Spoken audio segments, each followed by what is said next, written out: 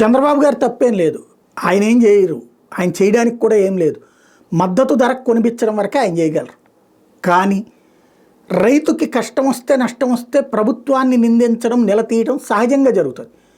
ప్రతిపక్షం ఆ point right చేస్తుంది, అవునన్నే అంటారు. రైతులు కూడా మాకు వేరే వాళ్ళతో సంబంధం అని కూడా అనరు. ఫెయిల్ అయినా ప్రభుత్వాందే బాధ్యత, సక్సెస్ అయినా ప్రభుత్వాందే. ఎందుకంటే సక్సెస్ని ప్రభుత్వాలు క్లెయిమ్ చేస్తున్నప్పుడు ఫెయిల్యూర్ని వాళ్ళ మీదకే వేస్తారు. ఇప్పుడు మిర్చి రైతు రోడ్డెక్కాడు. 2018-19లో తేజ రకం మిర్చి క్వింటా 15,300 పలికితే అప్పుడు ఏది తెలుగుదేశం గవర్నమెంటే ఉంది. అప్పుడు 18,000 రూపాయలు, 15,300 పలికితే 19-20 నాటికి జగన్ ప్రభుత్వం వచ్చినప్పటికి 21,500, 20-21లో 20,000, 21-22లో ఏకంగా 24,000, 22-23లో 28,500, 23-24లో 27,000. ఈ ఏడాది చూస్తే కేవలం 8,000 రూపాయలు. ఇంత దారుణంగా పతనమైనటువంటి పరిస్థితి ఏనాడు లేదు. దీంతో పెద్ద ఎత్తున రైతులు నిన్న ఆందోళనకి దిగారు.